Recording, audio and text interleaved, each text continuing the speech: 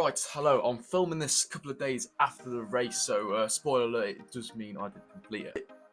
However, if you did click on this video, it means that you have shown an interest, and for that I appreciate you. Thank you so much. Before we get into it, I really appreciate if you maybe drop a subscribe, or even a follow over on TikTok. I would much appreciate it. Let us know in the comments where you came from. If you came from the TikTok, if you came from YouTube, came from Instagram, wherever you came from, let us know, and appreciate it. Thank you so much. Now, this is the first proper YouTube video I've posted, which means the quality is probably going to be a bit naff, and I do apologise for that. I'm working on it, and I will get better. Anyway, we're going to jump straight into it. Yeah, enjoy.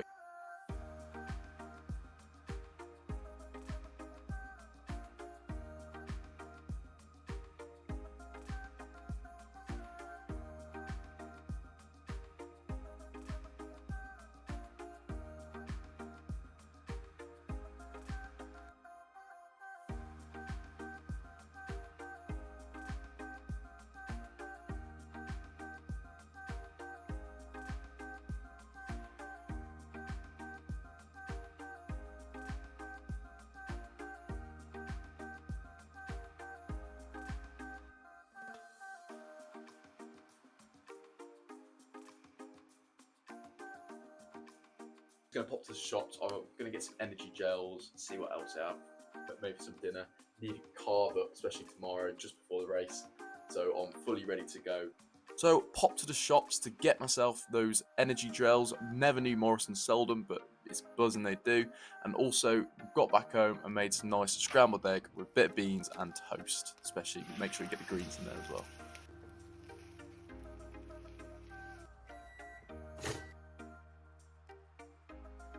Now, my main concern on Friday night was my knee, so just to give a bit more context to it, you'll hear me hammering on about it throughout the video, but my knee, I believe now, I thought it was something a bit more serious. I thought it was something to do with my LCL, but it was something to do with my IT band. As much as I really wanted to hit that, realistically, there was no sort of way that I was going to actually be able to physically push myself through that much pain. I knew I was going to be able to do it to finish the race, but I knew I wouldn't be able to push myself as hard as I could to get that PB of sub 90 minutes. Then on the Tuesday, I had a bit of a VO2 max test training, like pre-test stuff that I had to do.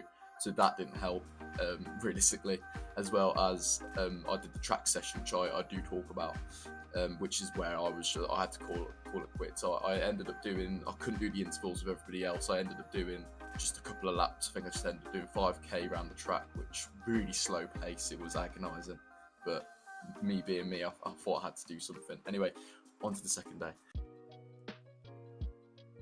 Alright, so it's Saturday morning, just gone 9 o'clock, and yeah, the train leaves in around 90 minutes. I'm going to head home, ready for the half marathon tomorrow. I managed to get some of the, yesterday, as you saw, I got some of the Science Sports like energy gels, which are really good. I always get them for races, really push you through, really give you that extra boost. Of course, got the other stuff, like other supplements like the cod liver oil, magnesium, and some of the high rock stuff I take as well.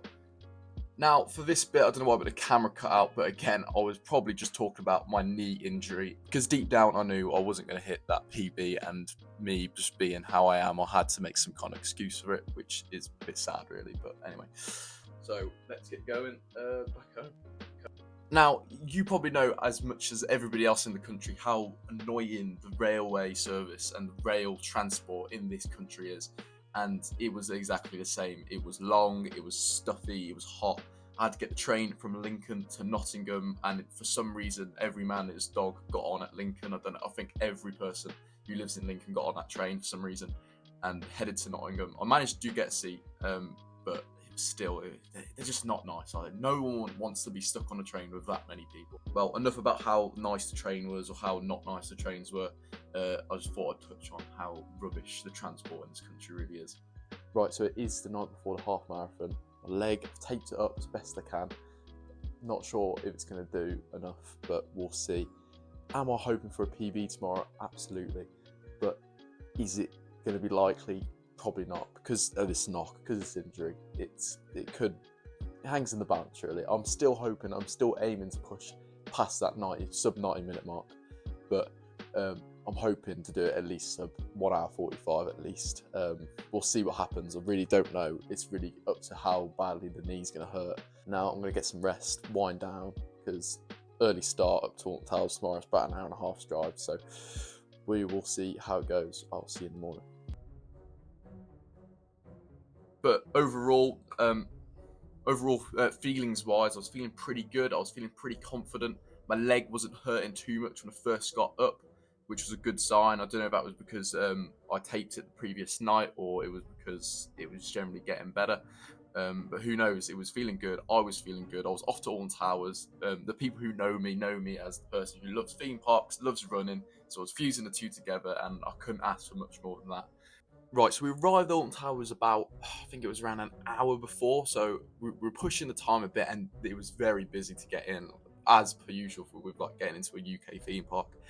It took us about 20 minutes to actually get parked, and if you've been to Alton Towers before, it's about a 15-minute walk to the park from the car park. So yeah, the time was against us, and when we got to Turnstile, it was like, it wasn't like turning up to a half marathon, it was like turning up to like going out for a day at the theme park, because everybody was there. It was still heaving. But we got through the turnstiles and basically just had to make a beeline straight to the start line, basically, because we were late. Yeah, I kind of warmed up in the queue line, did a couple of stretches, couple of jumps. Did it hold me back? Yeah, I don't want to sound like I'm making excuses or anything, but you know, it wasn't a wise thing to do. Make sure you get to your half marathon with enough time. Don't do what I did. Don't be a numpty. But yeah, I was basically straight into it. The siren goes and everybody's running. We're off. There I am. A lot of the time, you can see me get the phone out because I'm filming for TikTok or YouTube. And yeah, so that was a bit. But anyway, so we off. So if you know Alton Towers, I'll try and put a map up so you know kind of what the route was kind of like. So it was up through. Kind of towards the towers, there's like a little shop just before you go towards like Cloud Cuckoo Land and Dark Forest, like that kind of passageway up towards Hex, I think it is. So we kind of went past there, but we didn't actually go up there. There's like another kind of back entrance into Dark Forest, so we went down there, around Rita and 13, back through the entrance of the Dark Forest, round and back down past Hex. Then we went back down, and then it was past the towers. So we kind of came through there, past the towers. You know, that was 2 minutes 57 in. So yeah, round the Smiler, round Oblivion, which is I think that was the coolest bit. There's a really cool photo of me that a photographer got of like the Oblivion in the background. I'll put it up. It's on my Instagram as well. I'm pretty sure it's on the TikTok. Oh, I loved it. I post it everywhere. Anyway, so you go down past into CBeebies Land, through CBeebies Land, past like Post and Pat and Iggle Piggle. Even got a high five on the first lap. I got a high five off one of the Teletubbies. Yeah, and then you kind of go up into the boring part, really, because it's all cool running around the park and everything like that. But you go up into past like Wicker Man, up into Forbidden Valley, Katanga Canyon, up past like Jewel. Well, it's not Jewel anymore, but the Ghost Train. You know, you go up through into Katanga Canyon, through past Jewel into Forbidden Valley, where you got Nemesis, Galactica. Like, you know, that's the cool bit, running past the rides. But a lot of the race is done just round the car park, which does get tedious because there is just trees and concrete, and it's surprisingly slopey in the car park as well, which, you know, they're not necessarily steep, but, you know, they're long. There's long slopes. So that was a bit of a killer, especially on the leg. So yeah, you basically lap around all the car park. Literally, you go around the staff car park. Every car park they have at Alton Towers, you did a lap of, I'm sure of it. So yeah, you come back down into Forbidden Valley, round back under where Ripsaw used to be, then into Haunted Hollow. So you go down through Haunted Hollow, run down there, and then you come out on this bridge here where it was very busy because a lot of people finishing their 5k route as well. So I had to weave in and out of them, holding my leg strap because I took it off because it felt like it was restricting me too much. But you just do that loop twice. You just do that loop all over again because here I am back running past the towers, having a little drink. I did throw it in a designated zone, don't hate me. Then yeah, round through CBeebies Land again.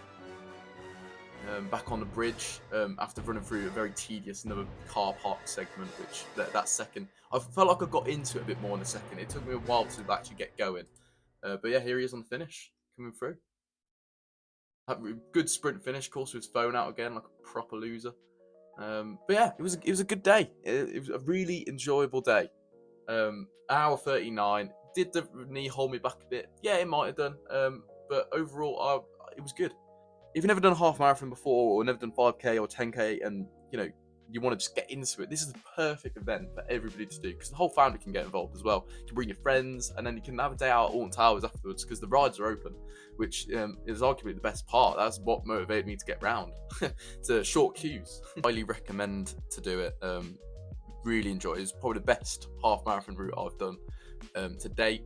And it'll be hard to top that. I mean, it's one of my favourite places to go. So knees feeling good, I'm feeling good, and on to Leicester Relays next week with the Lincoln Uni Athletics. We're doing a Leicester Relays at Victoria Park in Leicester. So that'll be good. 3 kilometre routes. Time gets added up between team. Looking forward to it. It's going to be competitive, but it's also going to be a good day out. Some good pals. But if you've made it to the end of this video, why not consider subscribing? Drop and follow at TikTok. Go and see what other stuff we've got going on. I do a lot on TikTok. That's like the main kind of platform. But I will end up posting on here. I want to post on here a bit more. I want to do more videos like this because it's enjoyable. I want to engage. I want to help, and I want to motivate. That's what I'm here for. So if you do want to see a bit more of me, I don't know why you would, but if you do, drop a follow on the TikTok. Head over to you're on YouTube now. Yeah, while you're here, drop a like, drop a subscribe. It's as easy as that. It's free, doesn't cost anything. This is what all the YouTubers say. It's free, doesn't cost anything. Just do it. Do it for me. It'd benefit me so much. Just that little action, it will make my day. Also posted all the race highlights on Instagram. If you want to head over to Instagram, with my Instagram, same as the TikTok, same as the YouTube. It's very consistent. It's very easy. We make life very easy here. But yeah, if you want to go check it out, go and have a look. And yeah, thank you for watching this video, and I'll see you in Leicester in a couple of weeks' time. All the best. See you soon.